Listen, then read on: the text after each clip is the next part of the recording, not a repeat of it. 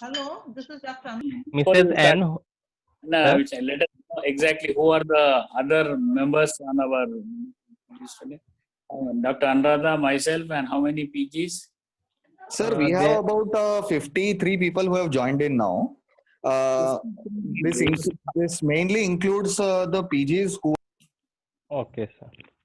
So today I'm presenting a case of Mrs. N, who is 54-year-old female, resident of Rajamundry, a housewife by profession. She is a known hypertensive for last 4 years. She at present she is asymptomatic, but she presented to the hospital about 20 days ago with the presenting complaints of cough with expectoration for 1 month, fever for 20 days, gross hematuria around 10 days back, and rise in serum creatinine for 1 week. So history of present illness. The patient was apparently symptom free about 1.5 months ago when she developed cough with expectoration while visiting to Tirupati. Cough was present throughout the day and was aggravated on exposure to cold. It was associated with expectoration, which was whitish in color and about 2 tablespoons in quantity. There is no history of associated hemoptysis or shortness of breath or chest pain with this cough. A few days later, she developed fever, which was around 100 degree Fahrenheit. It was continuous in nature, but was relieved by paracetamol. It was not associated with chills or rigors. There is occasional history of nausea and vomiting. Vomiting was non-bilous, non-projectile, and contain only food particles. Yes, ma'am. I'll just join in 2 minutes. Yeah, you proceed. Okay, Shall I proceed or wait, ma'am? just 2 minutes. Give me 2 minutes. Okay, we'll wait, ma'am. Then. The age of the patient you said was 54. Yes, sir. 54, sir. And her previous, did she have any previous history? She is a known hypertensive for last 4 years. That's all, sir. No, What are the was on now? sir. What were the drugs she was taking for hypertension? Yes, sir. That I have told later. She was earlier on telmisartan hydrochlorothiazide, Telma H. But after this creatinine was found raised, she had been shifted to silnidipine. Okay, let madam join. Okay, sir. Yeah, I'm okay now. Okay, ma'am. Okay. So, yeah, ma'am. So I'll Yeah. start again. Yeah, So after about a week later, she developed gross hematuria. The urine was reddish brown in color. It was painless. There is no history of oliguria or pedal edema. There is no associated history of renal stones at that point or in past. There is no history of graveluria. There is no history of rashes or purpura. It was then that she consulted a local doctor, where on evaluation she was told that her creatinine is 3.2 milligram per deciliter, and hence she was referred to a higher center. At our hospital, patient was again evaluated, and there was no previous history of deranged renal function in the past. Various blood and urine tests were done, the details of which she does not remember. But she does remember that the creatinine was 4.5 milligram per deciliter at this evaluation. Based on these reports, she was advised to undergo a renal biopsy. She underwent a renal biopsy about 2 weeks ago, which procedure was not eventful. She does not know the details of the biopsy report, but she tells that based on the biopsy report, she was told to undergo some special form of dialysis, likely to be plasmapheresis. The plasma exchange was started via a right IJV non-tunnel double lumen dialysis catheter. Initially, she remembers that she was being given daily plasma exchanges for about 7 days, and after the plasma exchange session, she remembers receiving IV bottles of albumin and FFPs. For after 7 days, patient was shifted to alternate day plasma exchange, uh, plasma exchanges. and till now, from till the date of history taking, she had received 9 cycles of plasma exchanges. This was all done where? Uh, Actually, this history I have taken some other hospital, not in Yashoda hospital. This was taken in NIMS, ma'am. Okay. This all plasma exchange, all this all happened in NIMS. Okay. Good. On further questioning, she tells that apart from the plasma exchange, she was also started on some IV medicines initially, but she does not exactly remember what it was. Her latest creatinine is 2.1 after 9 sessions of plasma exchange, and at present she is asymptomatic with good urine output and no apparent gross hematuria. So in the past history, patient has a history of cough and running nose off and on for last 1 year. This cough used to be triggered especially by cold water or cold weather and dust, but this would get relieved by taking some anti-allergic medicines and cough syrup. And anti-allergic medicines and cough syrup. Patient is, as we know, is a known hypertensive for last 4 years. She was on Telma H previously, but after the creatinine was found to be raised, it was stopped and she was started on Cilnidipine 10 mg. She is also a known hypothyroid for last 20 years, and she has been on 100 microgram of thyroxine of late. There is past history of abdominal hysterectomy about 20 years back, which was done probably because of excessive bleeding PV. 1 minute question. Can Sir. you give more details about her present history for the last 2 weeks? History of present illness for the last. You just talked about her renal failure, sessions of Yes. plasmapheresis. But what Yes, were sir. other associated symptoms or other clinical findings as per your history?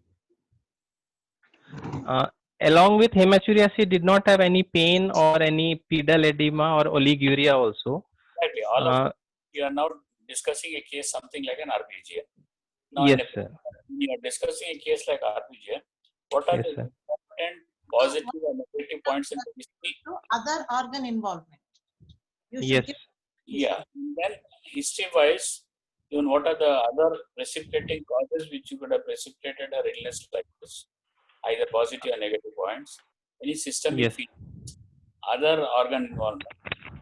Other organ, most common organ involved would be the pulmonary.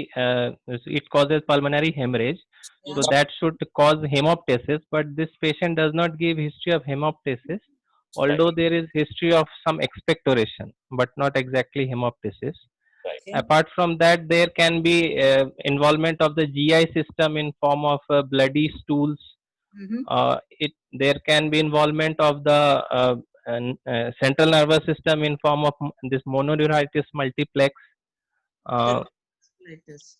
No, no. Uh, No. In a patient who presents with an RPGN or RPRF like illness, what Yes, are the important systemic manifestations we are looking for? And tell us what are the important negative things in this particular patient. For example, in a patient who has vasculitis, we will have rash, arthralgias. Yes. Uh-huh. Yes, sir. There is no rash or purpura. Arthralgia I did not tell because in past history she tells that she is having joint pain for since a long time, and for that she has been taking homeopathic medicines for almost 10 years. That's why I did not include this with this present. Yes. Recent worsening of her new from this joint problems or any joint swellings or any rash or any other systemic No manifestation. rashes, sir. I told no rashes or purpura are not there. Only gross hematuria was there, sir. Yeah. That also 2-3 times. After that, it has cleared off. Okay. Then you give me information about any drug history at this point. Yes, sir. Drug history. She was already taking thyroxine tablets. She was taking Telma H, which was stopped and changed to Cilnidipine. Apart from that, she is also taking homeopathy. Yes, ma'am. Any drug which may be relevant to this case. Drugs which are likely to cause vasculitis are most important is propylthiouracil, carbimazole, then penicillamine, then this hydralazine. the hydrocarbons, smoking, all Yeah. this can trigger episodes of vasculitis. Did you? Out of No, important negative points: exposure to hydrocarbons, exposure to this. I think. yes, he is not a smoker, sir. Non-smoker, non-alcoholic. Only Oh. homeopathic medicine is there. Maybe that has some component which could trigger this. But That's that he has been taking for a long time. any newer in the last few weeks? Was there any? He has taken some antibiotics for this cough and cold, cough syrup. That I'm not sure if that has triggered. What is any Either- other drug which has been now implicated? Ma'am, sorry, ma'am. Any other drug which has been implicated? Other drugs, silica dust exposure also is there. Silica dust, hydrocarbon, Okay. carbimazole, propylthiouracil, all this. Okay. And yeah, this cocaine adulterated with levamisole. So cocaine. I mean, in this case, not relevant, but that Yeah, cocaine cocaine. levamisole. Yeah. But they will have usually some necrotic skin lesions. Yeah. And probably it is in this situation where you will have dual positivity of both, Yeah, drugs. Yeah, drugs will cause dual positive. especially this cocaine, adulterated cocaine. Adulterated. Okay, fine.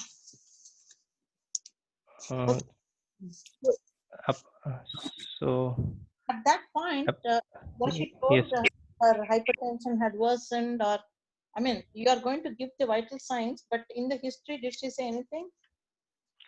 No, she did not even get her blood pressure checked. She was just evaluated at a local hospital. So she does not know about the hypertension. She kept continuing that Telma H, which was stopped here. So at least history-wise, there is no clarity of history whether she had an accelerated hypertension or uncontrolled hypertension. No, there is no history of accelerated hypertension. Is That is hypertension for sure. a common feature of RPGN? No, usually RPGN or RPRF does not have hypertension, but it does not rule out also that if hypertension is there, hypertension cannot be there. Don't mix up It these, is an unlikely feature. no, doctor.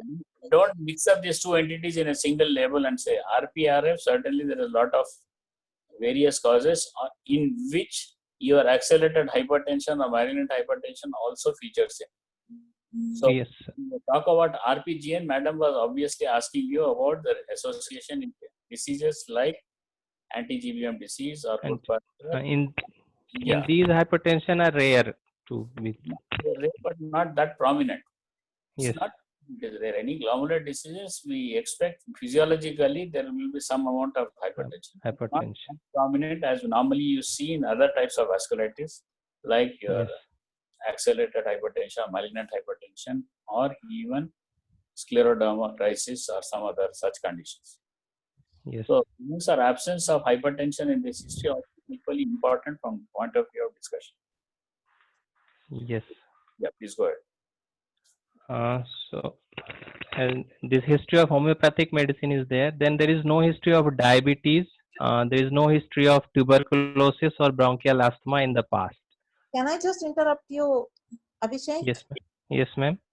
So when you are giving negative history, Yes. you talked about some other organ involvement. Okay. Yes, Which ma'am. most important, you should have asked for rash, arthralgia, and then you have asked for GI bleed, then Yes. cerebral involvement.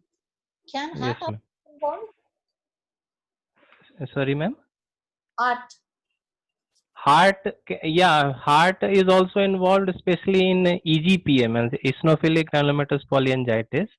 It can have myocarditis-like features. So we are just discussing a case which looks like a RPGN, right? Yes, ma'am. Yes, We don't ma'am. know as yet. We have not come to investigations and all. Okay. Yes, yes, Any ma'am. palpitation, so how myocarditis, they may have severe tachycardia, so Tachycardia, yes. chest pain. Yes, chest pain, all these are, I told in the history, chest pain is not there, ma'am. Okay, fine. So you have to keep in mind to ask Yeah, for history for all this, right? all these, yes, ma'am, yes. Oh, Okay. So coming to the personal history now, she she is a normal. She takes a mixed diet. She is non-smoker. She is non-alcoholic with no history of substance abuse. Urine output at present is good. There is no gross hematuria at present. Bowel movements are also normal. There is no history of loose motion or blood in stool in recently. There is history of cold allergy and dust allergy in the past. Uh, Family history: her mother is a was a known diabetic and hypertensive. She died of breast carcinoma. Father does no, not have any. general examination, you finished it? You completed, No, you I'm finished? still in the history, ma'am. Okay, okay, fine, I'm fine. Yeah. just in last points. Okay, okay. Family history is not much significant. No history of CKD or AKI in family. No history of tuberculosis in family. A drug history, she is right at present. She is taking cilnidipine 10 mg, prednisolone 40 mg, levofloxacin, Rantac, Sobesis, and Thyrox 100 microgram. Okay, Uh, so this is the history, ma'am. So okay. shall I tell the general examination or summarize? Diana, you go for general examination and then you summarize. Okay, ma'am. On examination, patient is conscious, coherent, well oriented to time, place, and person. Her weight is 56 kg, height is 147 centimeter. Uh, with this, BMI comes to around 25.5. Her pulse rate is 88 per minute, which is regular in rhythm, fair in volume, no radio-radial delay, radiofemoral delay. Uh, blood pressure is 150 by 90 millimeter of mercury in right arm sitting position, which and it is 140 by 90 mmHg in the standing position. The blood pressure in on all the other limbs are equal. The respiratory rate is normal, 17 per minute. Pallor is present. Uh, there is no icterus, cyanosis, clubbing, or edema. There is no edema at present. Coming to the systemic examination, uh, and also there is no lymphadenopathy. There is no lymphadenopathy. Uh, Coming to the respiratory system, Did you the look at chest. the nose? 1 minute. Did you look at the nose? Yes, Any ma'am. There is no saddle nose. There is no history of nose and nasal septal perforation or anything like that. crusting? Crusting, uh, crusting was because he had running nose little bit, so there were some crusts were there. Okay.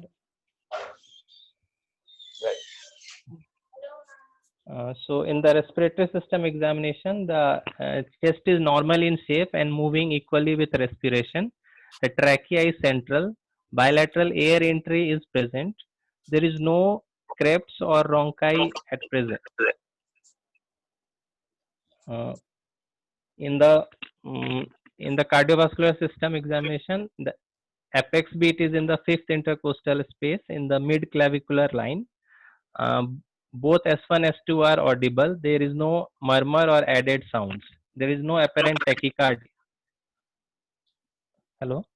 No, yeah. Yeah.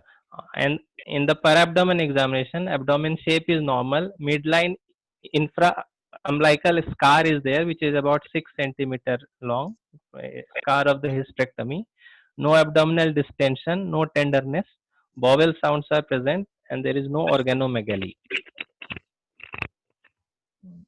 That's all examination. There, no purpura rashes that I have already told. Can you for that you have urine examination findings available to you or Urine actually is not there, sir. Central nervous system is grossly normal. Yes, yes, sorry. CNS is grossly normal. No focal neurological signs. No. CUE report available? CUE ma'am is not available actually. Somebody, Usually, You could have somebody from your other colleagues. Do they have the Somebody. information about her CUE report? uh, I did. If we are discussing such cases, I think without the basic CUE report, what are we going to discuss now? Actually, I know the COE report afterwards, sir. So shall So I please- tell? yeah. I in the actually in the exam we We are supposed to do it. yes. Ah. So the CUE specific gravity was 1.012. Urine is showing 2 plus protein. RBC is 10 to 12. And some RBC casts are also there. Right. Good. Yes. So, What is the most so I will important? summarize the case. Okay. Madam is asking you something. What is Yes, the ma'am. most important in which is most important among is it protein or is it RBCs? It is RBCs, ma'am. It is the dysmorphic RBCs actually, to be precise. Oh, it is a dismal, yes, glomerular, yes. So Yeah, hematuria is more important because proteinuria can be due to some other causes also. yeah. It can be tubular proteinuria also. It could be. So more important is the RBCs, RBCs, especially dysmorphic. dysmorphic RBC. Yeah. Yes. And okay, Okay. summarize.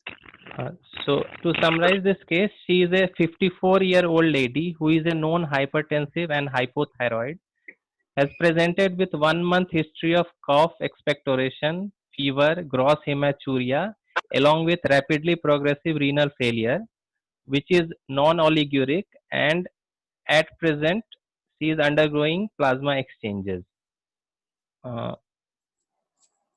With no additional systemic features apart from these. Plasma exchanges plus some treatment she is undergoing. Plus some treatment, yes, sir. That's Hmm. plasma exchange and some steroid therapy. No, exactly. Steroid.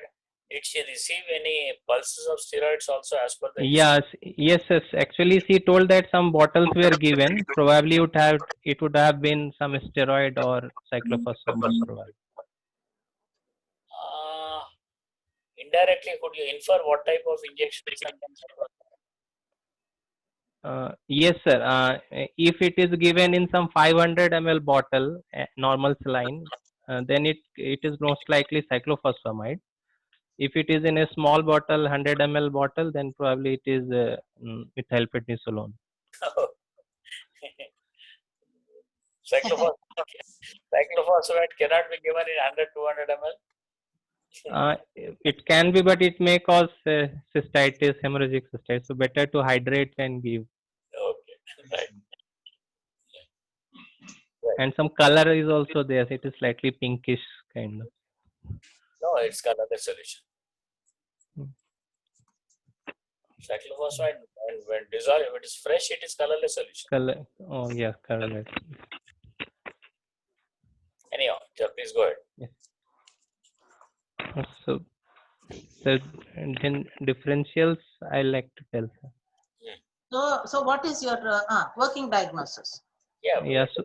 So the syndromic diagnosis will be rapidly progressive renal failure, Okay. of which the most likely cause would be rapidly progressive glomerulonephritis, RPGN. Okay. And the causes of RPGN, I like to keep first cause as small vessel vasculitis. Okay. Second, because she has already started plasma exchange, so second I will also like to keep anti-GBM disease, because at the time of diagnosis, creatinine was around 3 to 4, and she was started on plasma exchange based on biopsy report. So probably it could have also been anti-GBM disease. So for a small vessel vasculitis, you don't do plasmapheresis? Small vessel vasculitis, usually unless it is a dialysis dependent one or there is a frank pulmonary hemorrhage, we don't do plasma exchange. Okay. And third, it could be other immune complex vasculitis like IgA vasculitis or lupus vasculitis. These three No, I like. you are right. You are discussing so many aspects. But tell me, before going on, tell me the various medical conditions where Yes, the sir. treating physician can consider plasma exchanges or plasmapheresis as a form of therapy. Uh, Overall, not only nephrology, sir, other also. Obviously, what are the Uh, various? uh, Sir, first I'll tell the nephrological conditions. In these, important ones are thrombotic microangiopathy, especially the TTP, in which we do plasma exchange. Is TTP? Okay, right. Go ahead. Right. TTP. Then we can do it for conditions like this crescentic glomerulonephritis. Uh, Which type of glomerulonephritis you are talking about? and mostly anti-GBM disease, it is mainly indicated, sir. Yeah, please try very specific because when you started talking about nephrology, there is a very long list of nephrology conditions Yes, sir. present with RPRF or RPGN. Yes, And sir. these conditions, just now as madam was asking, what are the clinical condition in which RPGN is definitely helpful or indicated? And there are certain other conditions where RPGN have, in cases of RPGN, plasma exchanges have been tried with variable success. Variable, yeah. And there are certain conditions where plasma exchanges have not been shown to be of any great benefit. Yeah, so those conditions are like this vasculitis. Now it is said that plasma exchange is not very beneficial in cases of vasculitis, possible vasculitis especially. And then again, then this collapsing sorry, not collapsing, and this idiopathic glomerulonephritis, like FSGS like picture also, it is not very helpful, but it is being done in many cases. No. FSGS, does it give rise to loss of renal function within few days or a week, 2 weeks? So recurrent Collapsing FSGS, FSGS? recurrent FSGS, Ah, a which is specific collapsing. situation. That is a specific situation because after transplant, presence of super. So for Yes. that, plasma exchange. But it doesn't fit here.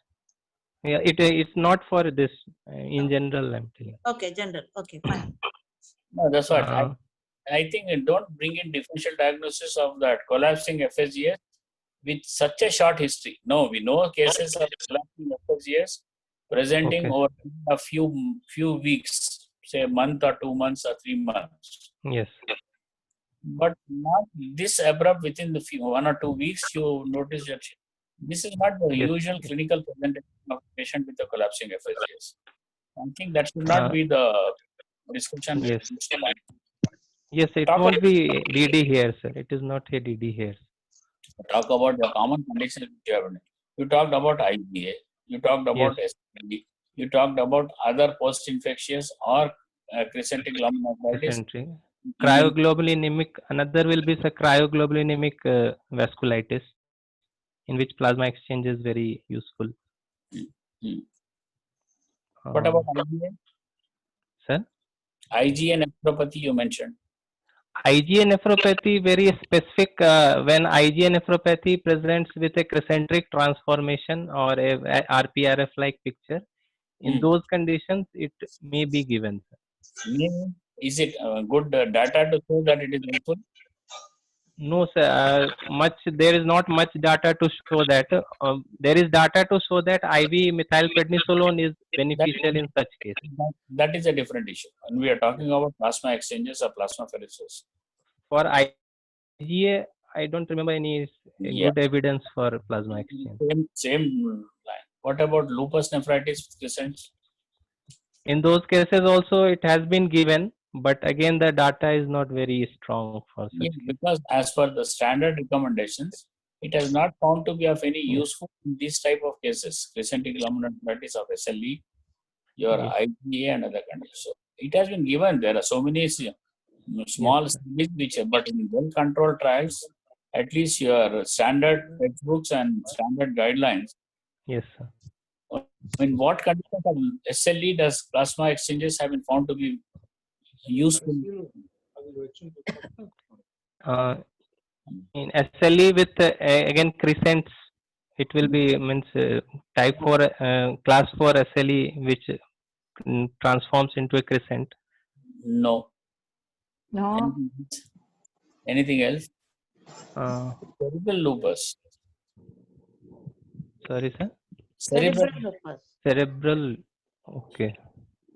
Cerebral. There are some studies which have shown a beneficial effect of this in cerebral lupus. Okay. Straightforward, you are presenting class 4 or presenting GN SLE. Plasma exchanges and don't to have any great relief. Okay. Sure. So you asked.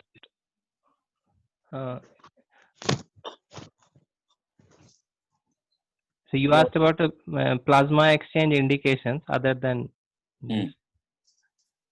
In neurology, there are some indications like Finish some renal indications.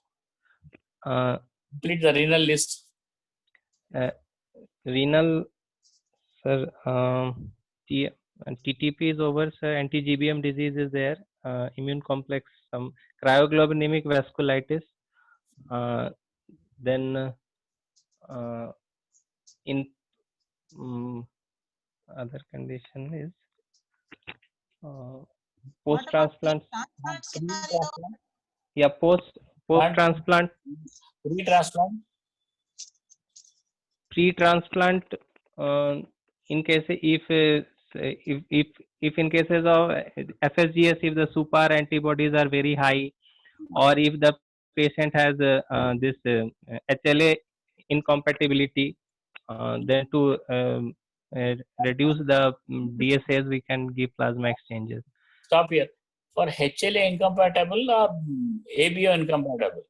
ABS, HLA, I was saying about the desensitization, I mean, highly sensitized recipients. Not for HLA mismatch or? Not mismatch, HLA sensitized. Right. If DSAs are high, donor specific antibodies, then we can do plasma exchanges to reduce the DSAs. So for an ABO incompatible, and then in a transplant scenario, for a severe antibody mediated rejection? ABMR we can give 5 sessions plasma exchange. And as we said that post this FSGS recurrence, collapsing FSGS, there we can give.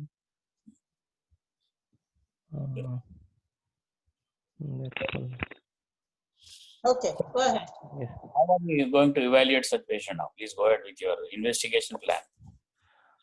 The CUE is showing is showing some active sediments.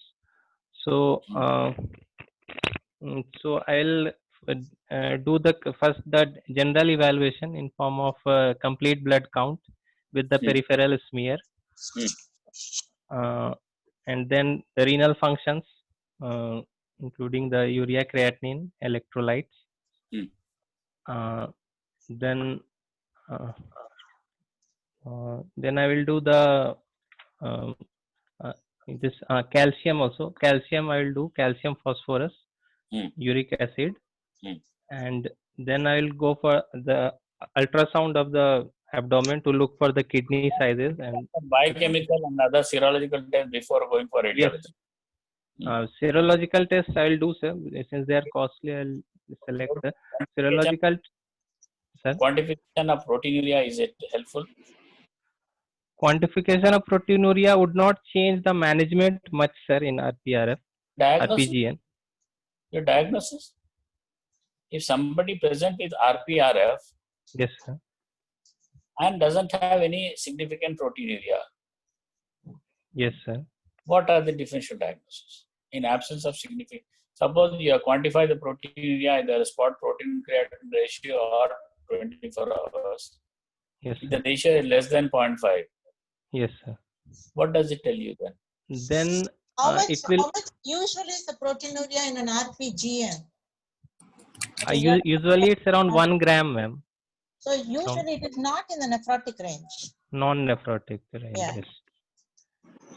Yes. So if, as sir told, if proteinuria is not there, means less than 0.5, then diagnosis will more go in favor of some this urological cause, like some this obstructive uropathy or pyelonephritis Ah.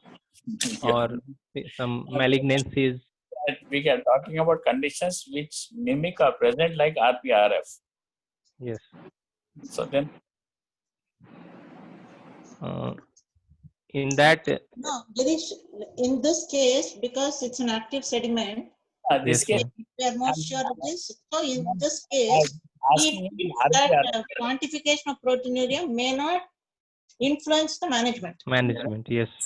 That's why I did not. Okay, when you're going to do so many other serological tests, Importance how of much proteinuria. protein ratio, how much do they charge? For proteinuria, Mhm. proteinuria they won't charge much, ma'am. That's 24 what. protein is not very costly. Okay. Any other after? Okay, if possible, we'll do definitely a evaluation of quantification of 20 proteinuria. proteinuria. Then.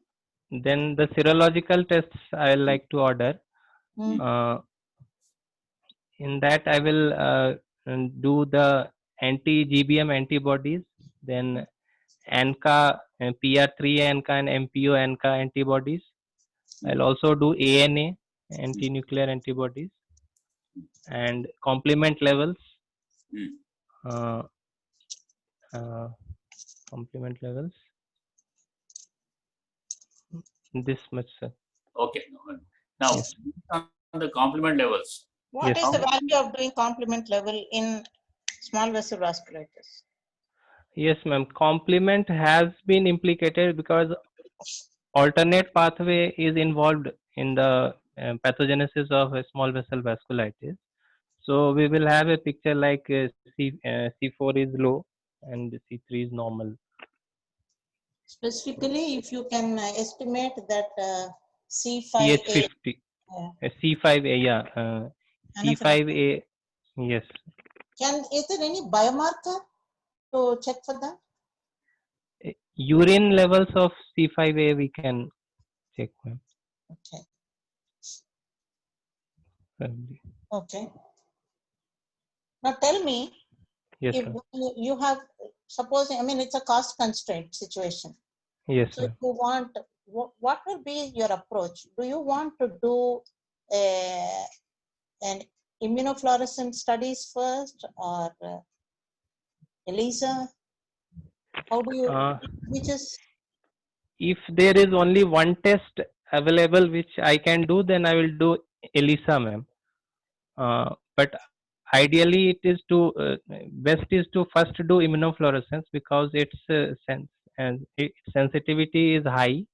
So, and based on that, when it comes positive, only then we go for ELISA. If the IF is negative, then we need not go for the ELISA test.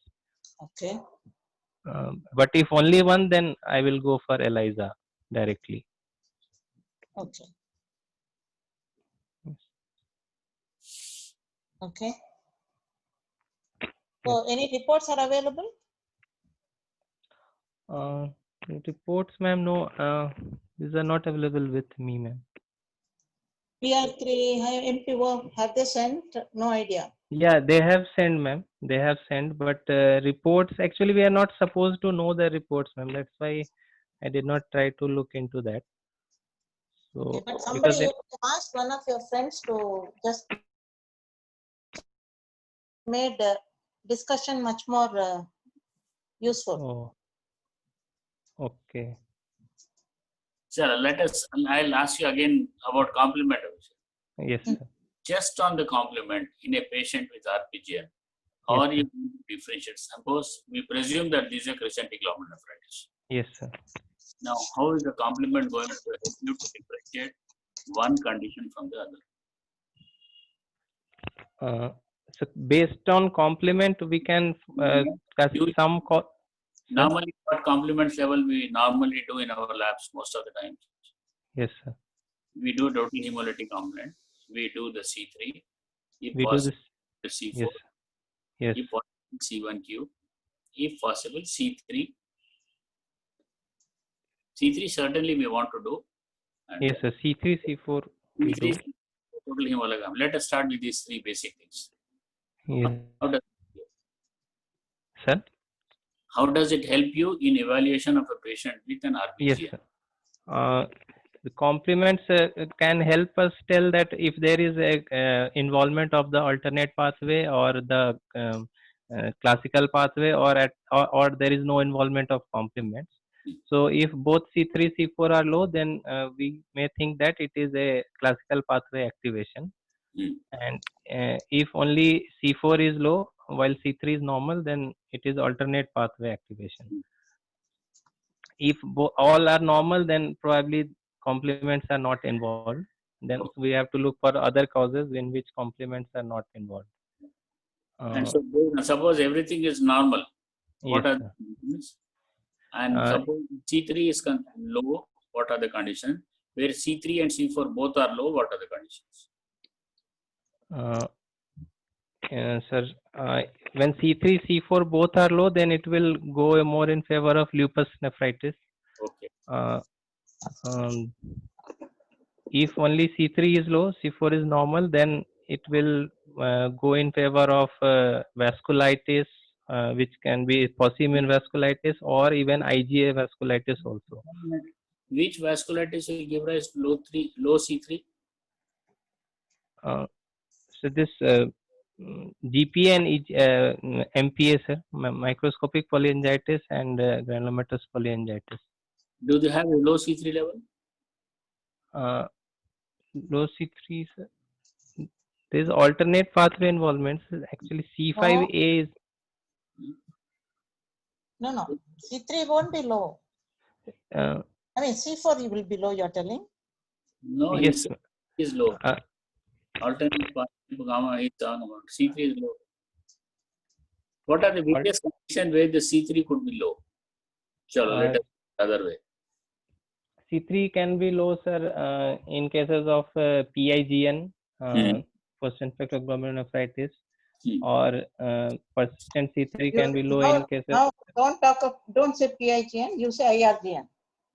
Yes, no, sorry, IRGN. It is low in IRGN. It is low in C3 glomerulopathy. It is low in this lupus nephritis. That's C3 will be low in these conditions. In IRGN, it will recover after 3 months, but while in cases of C3 glomerulopathy and other lupus, it will be persistently low even after 3 months. What about the other conditions where both are normal and still the patient has this illness? Where both C3, C4 are normal, sir. And with RBRF has Yes, normal complement levels. Yes, sir. It can be for example, in cases of anti-GBM disease, complements won't be involved. So C3, C4 will be normal. Or other causes of RPRF apart from the glomerular causes like AIN. What happens in small vessel vasculitis, including your microscopic polyangiitis and this? Do they have? See, although now they say there is some evidence to show that complement pathway is involved, routine, when we check for our usual complements, they may not be low. When you the lab values are not altered. If you check specifically for that C5, that may be involved. But if you check regular C3, C4, they will be normal. Oh, yes. Which are the other conditions?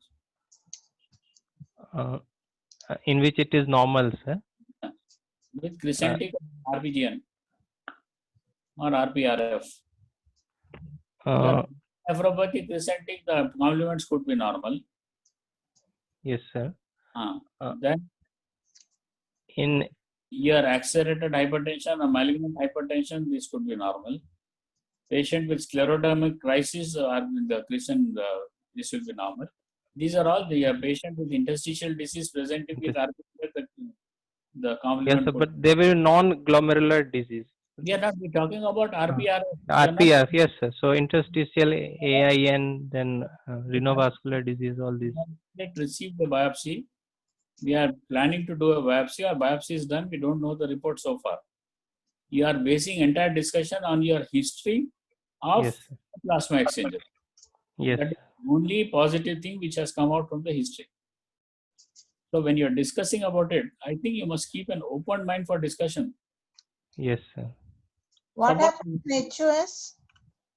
What about the HUS, there will be alternate pathway activation, ma'am. Complements will be low. The alternate pathway complements will be low, especially in atypical HUS. I think we must keep your discussion open. Just because somebody has done plasma exchanges, I will say this is from an institution as a part of some therapeutic drug trial or as a part of some double-blind trial or a part of some other trial. They are doing plasma exchanges in all cases of RPR. Okay. For sake of discussion, I may say that. So when Yes. that you are narrowing down your diagnosis, you are not coming out with a proper discussion for your approach to a patient with RPGN because you are biased with that history of Plasma exchange. plasma. So don't be carried away by that one particular event in the management. Certainly, it is the important thing which has history has been given to you. We are basing our discussion on that important aspect. We are not disputing it, Yes, sir. but keep your discussion open. They may not discuss anything related to your anti-GBM disease or even an MPO related presenting now. Your entire discussion may go into a different direction of approach to a patient with RPRF. There RPR. are other conditions which mimic and present like RPRF. Yes. You can differentiate. So now, when you want to manage this case, what will you Yes, look at? I mean, we don't know the diagnosis. We have these three possibilities, whether it is small vessel vasculitis, whether it's an anti-GBM. Okay, Anti-GBM. so that's Yes, what ma'am. ultimately you're boiling down to. Yes, So ma'am. when we really do not have the biopsy report, so we do not know. But Yes. when you go to management, what is it? What is it? I mean, especially we know for sure that these people require some immunosuppression. Yes, ma'am. Okay. Now, Yes, how will ma'am. you decide? How will you decide on which immunosuppression you should use? Uh, Broadly, you will look at whether there is any organ threatening or life-threatening, organ-threatening involvement and severity of the vasculitis, if it is a mild or a severe case. So if it is a non-organ threatening or a non-life threatening, then Yes. Non-organ threatening or non-life threatening, then again it will depend on whether it is a PR3 NCA or a MPO NCA. Based on that, treatment will slightly vary. In cases, because in PR3 NCA there are more chances of relapse. So in those cases, we will give the treatment for a prolonged period with the maintenance therapy also. While in cases of MPO NCA, we can cut down the treatment within 1 year, approximately 1 year, we can stop the treatment. okay. And in both cases, induction, we can use either cyclophosphamide with prednisolone or rituximab with prednisolone. So, and if it is There's a query which has come up, how to differentiate RPRF. Can you please somebody read that again? How to differentiate, sir? RPRF? From Dr. Prasad. I think if he is online, let him come in and then ask his question. 1 second. How to clinically differentiate non-RPGN RPRF from RPGN? So it will depend on the urine examination, sir. Non-RPG and RPRF will not have active sediments or proteinuria like that. Non-RPGN causes like acute interstitial nephritis or Don't, vascular. The no, no, most, no. most important is you will look at hematuria. Yes, And then sir. if there are RBC casts, then you have no doubt that this is a glomerular RPGN, yeah. RBC. But if there are Yes. no RBC casts also, then, but if there are dysmorphic RBCs, Yes. then it is glomerular. Glomerular cause. If it is, if you do not find any dysmorphic RBCs, you Yes. look for other non-glomerular causes of an Causes. RBC. RPRF. Yes. So since relapses are more common in PR3, PR3 yes. so you will give for a longer time. That's what you're Longer. telling. At least 18 to 24 months therapy we have to give. What about steroids? So the mainstay of treatment is first start with steroids. So you will base your treatment on basically Yes. you will have an induction, a And remission, followed by maintenance. Yes. and a treatment of relapse. Yes, ma'am. Like in any other condition. So you will have an induction, a maintenance, and if then there is relapse, relapse, then treatment of relapse. okay. Yes. Now, in this particular, as we do not have any investigations available with us, let Yes. us presume that it is an anti-GBM disease. Yes, sir. How are you going to approach such cases? Do you think this is a Goodpaster's disease or a Goodpaster syndrome, or it is other types of disease? Can you clarify on that? Yes, a good pasture disease, particularly it is called a good pasture disease when the etiology is because of antibodies to the alpha 3 domain of the type 4 collagen, NC1 domain. When it is because of that, then it is called good pasture disease or anti-GBM antibody. Hmm. It is called the good pasture antigen. But there are other causes also which will cause similar presentation, pulmonary renal syndrome, like this vasculitis, or even non-immune causes also like AKI with volume overload, pneumonia, or Yes. heart failure. All these can cause picture with pulmonary and renal involvement both. So Right. all this will come in DD of Now, in this particular patient, is it Goodpaster syndrome? good pasture syndrome. It can be, sir, good pasture syndrome, sir. What is the usual clinical hallmark of such diseases?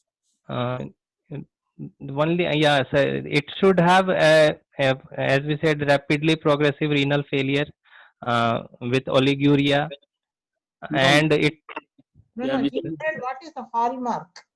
All of them will present with RPRF.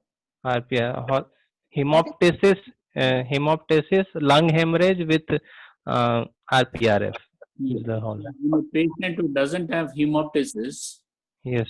can he still be having a Goodpaster syndrome? Yes, sir, it can still have, sir, if it is happening for a slightly longer time, then hemoptysis may not be apparent. It may present with only anemia, features of anemia like exertional dyspnea or hemosiderin laden macrophages in the alveoli also. So if you find the All So that means presence of frank hemoptysis may not be present in all cases of Goodpaster. yes, sir, it may not be present. Yes, Your radiological evaluation, your yeah.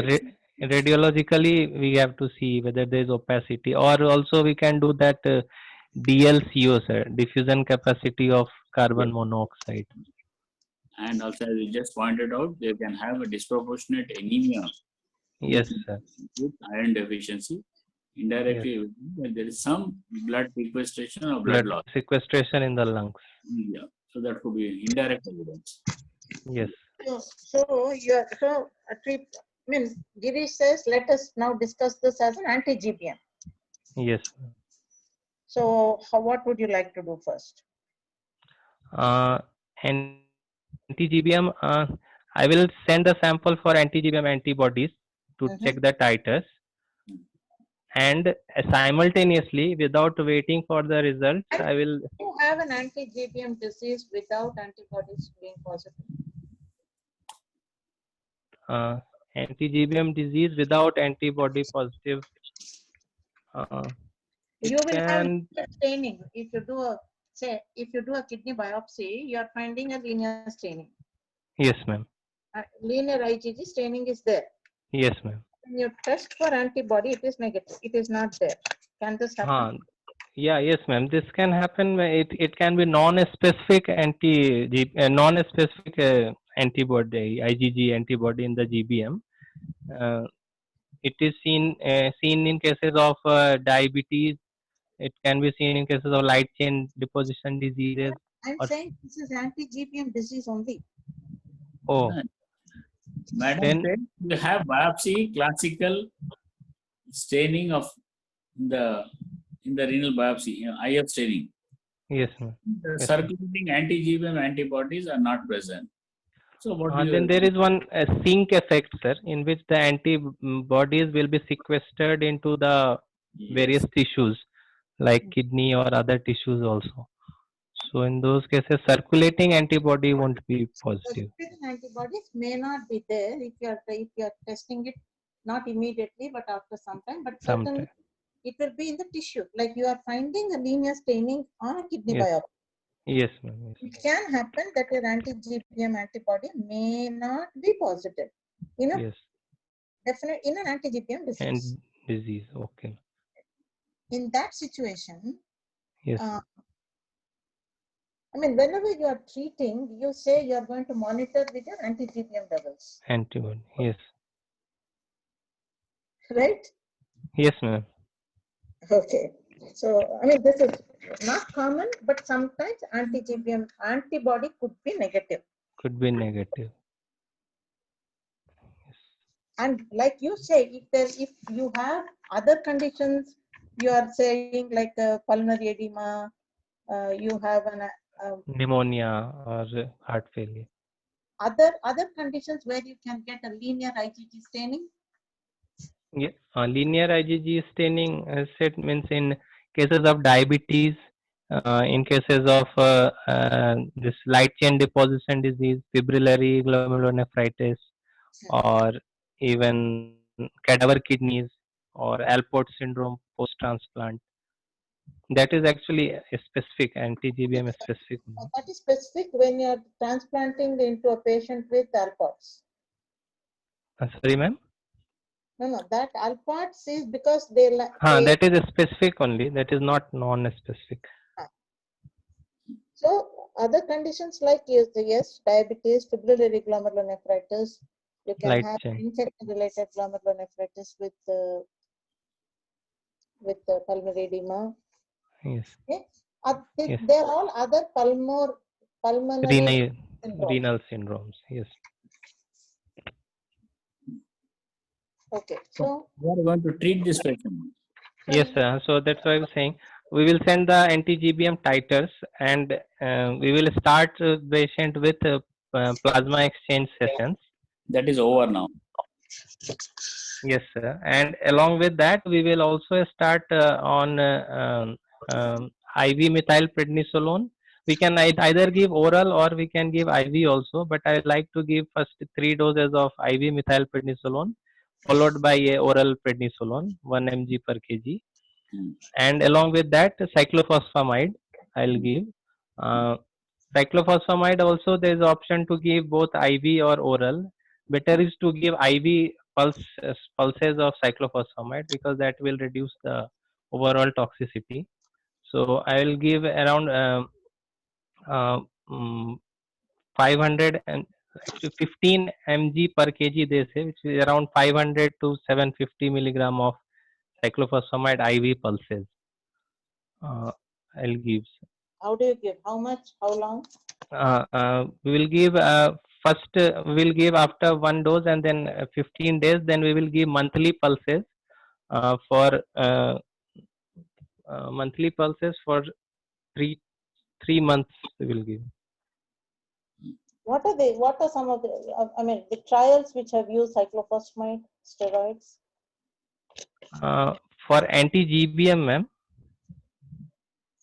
Anti-GBM, it's now. Anti-GBM trials are not there, ma'am. In vasculitis, there are trials. Okay, is there a role for methotrexate in anti-GBM? In anti-GBM, so I don't know, ma'am. In vasculitis, there is a role. There is one trial, French vasculitis group. They have used No, methotrexate. they have. If you have a non-organ threatening, non-life threatening disease, Yes. you could still, there is, I mean, it's a low recommendation, but there are some trials with methotrexate. Okay, ma'am. And then between cyclophosphamide and rituximab, Yes, ma'am. which one will you choose? In cases of anti-GBM, rituximab's role is not very clear. But in cases of vasculitis, rituximab now has superseded cyclophosphamide as the agent of choice. So in anti-GBM disease, there is no role for rituximab? Not very clear role, ma'am. No trials have evaluated rituximab versus cyclophosphamide. But Even in an anti-GBM disease, rituximab is probably going to have a beneficial effect. beneficial. Okay. So Okay. if you read up to date, Yes, ma'am. it says there is almost a grade 1A recommendation for steroids plus cyclophosphamide or rituximab for an anti-GBM disease. Oh. Okay, ma'am. I am not aware of any such trial and other. नहीं trial तो नहीं है trial पूरे small vessel vasculitis में ही है But Yes, ma'am. in anti-GBM disease, as Dr. Abhishek says, I am also will have to see the literature. I don't know. Yeah. Okay, what do you mean by complete remission? Complete remission means vasculitis.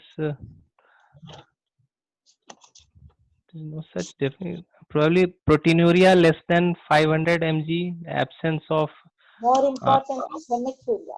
RBC, yeah, absence of RBC cast or No, there need not be complete absence, but less than 5 RBCs per hyperfield.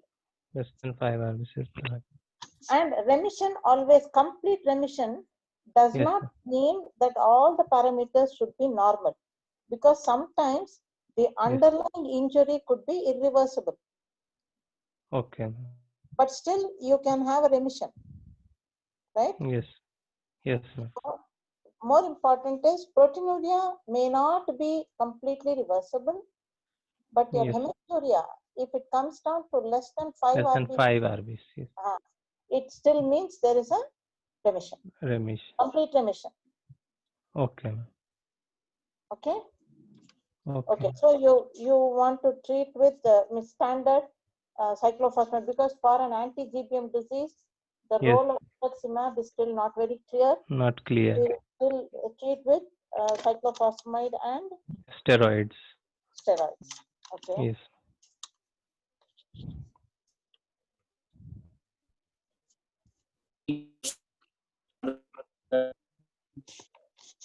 So So- you have some RBCs in the urine. Yes, ma'am. 10 to 12 RBCs. No, you have treated because there were some.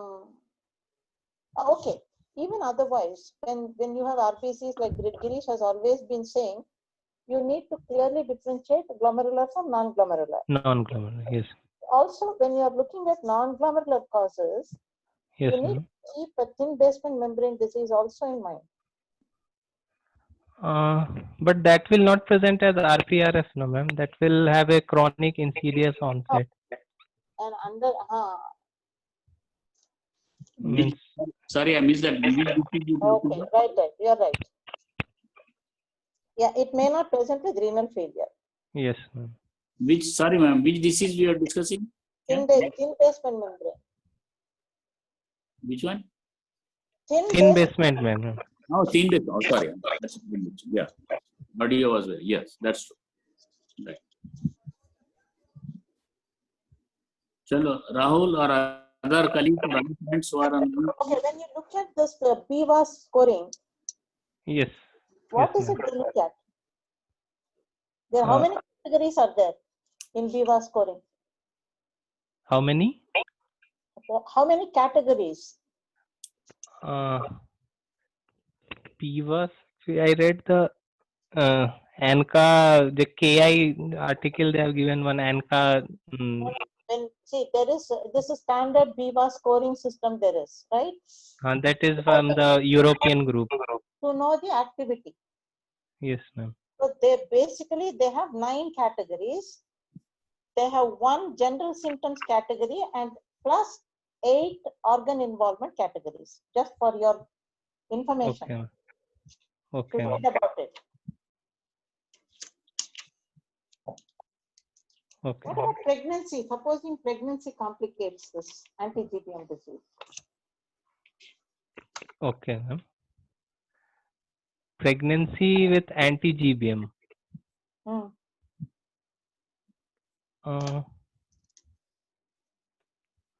I think she may be able to continue pregnancy. I think she may be able to continue pregnancy. Drugs. What? Supposing you have pregnancy Yes, ma'am. either with the say when the patient is in remission Okay. You are talking. of a small vessel vasculitis. Yeah. Okay. Okay, ma'am. Sorry. Patient Then is in remission, yes, ma'am. and in remission, patient has become pregnant. Now, Okay. basically, in an active disease, I think continuation of pregnancy will always be a problem. Problem. Yes. I was thinking of anti-GBM. Sorry. Vasculitis in remission. Yes, she can get pregnant. But But then she will be on immunosuppression. yes, sir. Yes, ma'am. So you will have to now look at the drugs which are safe, which are unsafe. Yes, ma'am. So So the most, yes, ma'am, the most commonly used drug for remission, maintenance will be azathioprine, which will be safe in pregnancy. Yeah, very good. So we can continue with that. Steroids, Rituximab, we do not have very definite data in pregnancy. pregnancy. So avoid. Yes, ma'am. You are giving rituximab as maintenance. Yes, ma'am. Can Ritux be given for maintenance? Small vessel Yeah. vasculitis? Yes, ma'am. It can be given. So in that situation where there is pregnancy, when there is a superadded pregnancy, Pregnancy. then first thing is you will take off rituximab. Rituximab. Azathioprine is safe. Yes, ma'am. What are the other safe drugs which can be used? Steroids are Steroids can, steroids can be used, ma'am. MMF, of course, MMF. No, MMF cannot be. MMF is not safe, ma'am. Yeah. And Cyclophosphamide is not. cyclophosphamide is contraindicated. Can't be used. What about CNIs? I'm not in this disease. I'm just asking. CNIs, they are not contraindicated in pregnancy. They say that if patient is already on CNIs, we can continue it, but we should not add a new CNI during the pregnancy. Okay. A patient seeks your guidance after what time period you can allow them to go through a pregnancy? In a small vessel vasculitis, sir? Patient with any of these renal diseases which we have been discussing. Yes, sir. Pregnancy, first thing is that the disease should be in remission, and that remission should have been for at least 6 to 12 months, depending on the diseases. Some diseases up to 6 months is okay. Some diseases they say up to 12 months. No, 3 to 12 months. Usually, if you see the recommendations for pregnancy, yes, sir. All these immune-mediated diseases, yes, sir, it's preferable to postpone the pregnancy at least for 2 years, like what we normally say about transplant, till the graft functions are stable. Because if there is any increase in the disease activity, if there is a relapse or something, there will be a lot of adverse effect on the pregnancy. So normally we expect the counseling should be that at least for a couple of years, the pregnancy should be avoided. so that the disease is fully under remission. I They are thought on the minimum drugs. complete remission. Yeah, आप 2 years बोल रहे क्या? Okay. I don't know. yeah, for 2 years. Okay. For Lu- in lupus, sir, it is written 1 year, I think. Yeah, 1 year. One year. Other, If it's a related donor, 1 year. If it is a cadaver, 2 years. okay.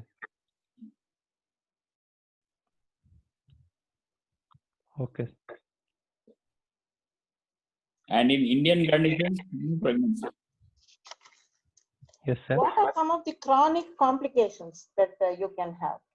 It is not okay. Renal wise, Yes, how ma'am. with this treatment? Now, all this treatment you are giving to attain a remission and to have Yes. a lasting remission, Yes, and ma'am. the patient does not go to ESRD. Yes, ma'am. What percentage of patients go on to end stage? End stage at 15 to 20% will still go to end stage despite treatment. Mortality in the acute phase? Mortality, and previously when these treatments were not available, mortality was very high, but after this, I think mortality is very less. Exact percent, maybe less than 10%. Ma'am. Okay.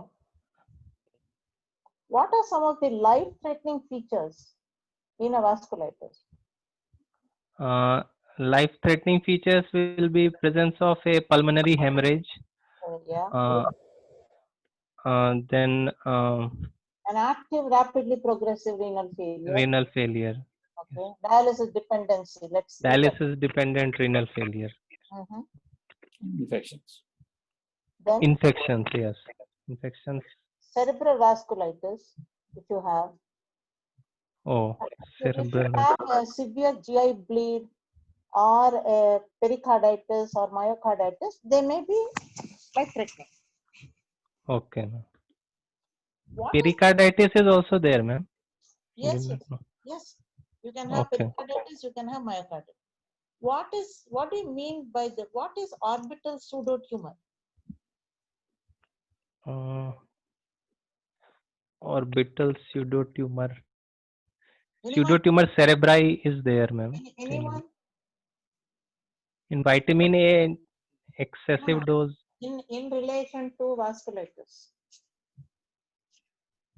Uh, Anyone? I really do not know. We are not able to see who all have come. Huh? What about transplant now? yes, Okay. So supposing now this with all your treatment, she Yes, has a relapse or initial some partial remission, does not, Yes, she ma'am. maintains a create of around 2.5, then slowly ma'am. she worsens to renal failure. renal failure. Huh. Yes, transplant is actually the treatment of choice. Means compared to hemodialysis, transplant is much better in such patients. What parameters will you assess before taking the patient for transplant? For transplant, ma'am, the No active disease, right? first patient should be in remission, and only then. About ANCA titers, they say that presence of ANCA antibodies is not a contraindication to transplant, but only So- thing is that it should be stable. Means it So- should not be a rising titer or something like that. ANCA antibodies, the ANCA titers could be positive for years. Yes, That is not a contraindication for Contraindication. transplant. transplant. And when we say remission, as I already told you, you look at microscopic urine RBC. RV, a clinical remission, and yes, There may be some proteinuria, but that doesn't make it active. active disease. If you have, Anti-GBM disease, when will you suggest transplant? At least 1 month, 1 year of this stable remission and stable clinical remission, and ANCA titer should be stable, should not be rising titer. Anti-GBM. We are talking about anti-GBM. Anti-GBM, sir. Anti-GBM, we can suggest after 6 months only, sir. Because Yeah, there is, titer should be very low because there is always a risk of recurrence if there is.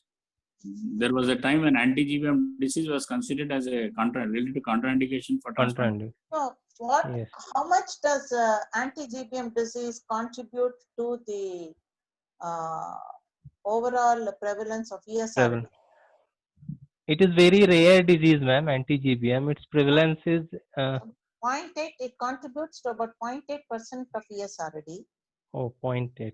and about 15% of all crescentic glomerulonephritis. Okay, ma'am. Okay. Yes, What are ma'am. the, why is it that lung is involved? Because the Uh, expression because because the just like glomerular basement membrane, the alveolar basement membrane also has the same collagen and structure, triple helix structure. So whenever there is antibodies against the glomerular basement membrane and this endothelium, it is also in the lungs also. is there any novel treatment for an anti-GBM disease apart from plasma exchange and all that we have spoken? Novel treatment and anti-GBM is also self-limiting, means if even if we don't treat, it will be silent in 3 months, 3 to 6 months.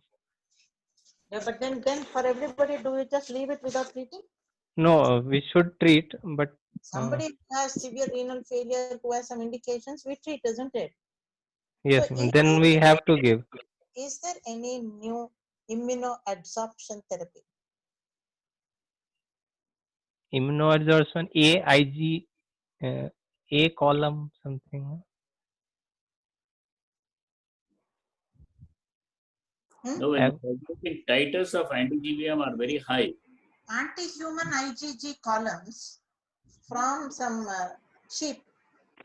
They say Oh, some Staphylos coupled sheep anti-human IgG columns. You can do immunoadsorption.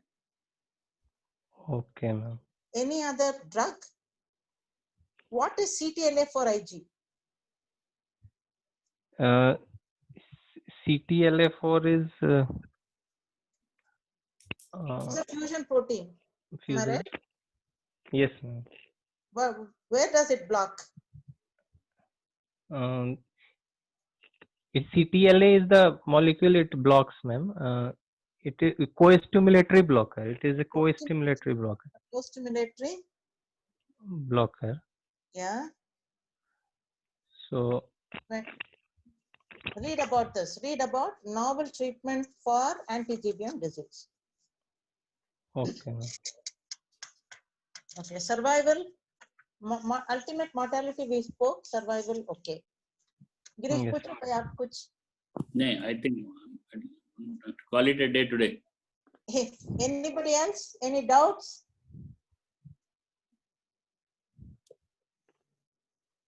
Because such case definitely you will get. Yes, ma'am. It will be for a long case discussion. Isn't it? Yes, ma'am. So you should know everything about all the trials. Please, and when you're reading about trials for induction, maintenance, and all, Yes, ma'am. at least important trials, you must know what is the design of the trial. Okay, ma'am. Like you Like say, rituximab, you say RAVE, rave trial, and rituximab trial, rituximab. right? So what is the design? They will ask, especially when you get a younger nephrologists as your examiners, they are going to ask. Yes. We may not ask, but they will ask. Okay. Okay. Okay. So you have a lot of trials for small vessel vasculitis, for induction, for maintenance, Maintenance. and for the efficacy of plasma exchange. For plasma exchange, we had previously it was the MEPEX trial, which showed that plasma exchange is beneficial compared to IV methylprednisolone. But the recent PEXIVAS trial has shown that plasma exchange is not beneficial. It does not improve mortality, does not improve the ESRD rate. So maybe after PEXIVAS, it is not very justified in using plasma exchange. Okay. Are there any more questions from anyone in the audience? Madam, actually, maximum in anti-GBM, they asked to give oral cyclophosphamide, but usually in practice we use IV cyclophosphamide. So, what should we tell? Now, what is the basic difference between giving the oral and IV? Your Generally, idea will be that it should be efficacious. You should have And- less side effects. yes, ma'am. Less side effects of the drug, equally effective, if not more effective. So this is your aim. Yes, When you ma'am. give. So for that only you have so many trials. But what is the basic difference when you give IV cyclophosphamide and oral when it comes to the total cumulative dose of cyclophosphamide? Yeah. The oral is slightly higher as compared to Yeah. IV. Much higher. In fact, 2 times. So the cumulative dose of cyclophosphamide is going to be high when you give In oral. oral, yes, ma'am. And if you look at some people, especially in our scenario, compliance, this is once a month or later. So compliance will be better because you'll be able to monitor better if you give IV. Yes, ma'am. Okay. What is Yes, the ma'am. disadvantage of giving IV? Disadvantage, the less effective. No, it's not necessarily effective. It's We more can't stop. We can't stop if we get side effects, and those will have been given already. occur. If you have bone marrow suppression or infection or something, then by that time the cumulative dose is already administered for that month. So as a Yes, result, sir. yeah, you will likely to have. That's why most of the situation you have to choose between the two. Somebody who is likely to candidate who is non-compliant and other things, probably pulse would be better. So, but then most of the other drugs, like for classical, say minimal change or nephrotic cases. No. See, like you asked me a specific question. Now we know that in a small vessel vasculitis, you also have told that PR3 ANCA has more relapses. Yes. Yes, ma'am. So in such a situation, you will have to give a higher dose for a longer period. Yes. So probably, if you give oral, your cumulative dose is going to be high. Okay. So whether Yes, ma'am. and probably you may prevent relapses. Yes, ma'am. So in that scenario, you could choose oral cyclophosphamide over pulse. IV. Okay. And even anti-GBM, ma'am, many cases they have given as oral. I mean, that's why. No, because most of the trials are with oral, and most of the Anti-GBM usually, it will like Abhishek was just telling, it is usually a self-limiting one. Yes, ma'am. They will come. Yes, ma'am. Relapses are not as common as in ANCA vasculitis. Yes, ma'am. So I really do not know whether there is any head-to-head comparison in anti-GBM between oral and IV, and then any firm conclusions. I'm not aware. I need to look it up. No, they have written that if you want, you can follow the Cyclops regimen that they compared IV and oral in vasculitis. The same thing we can apply to anti-GBM also. Because anti-GBM is such a rapid disease, so trials probably would not have been able to do in this. I don't know. Probably I'm thinking that.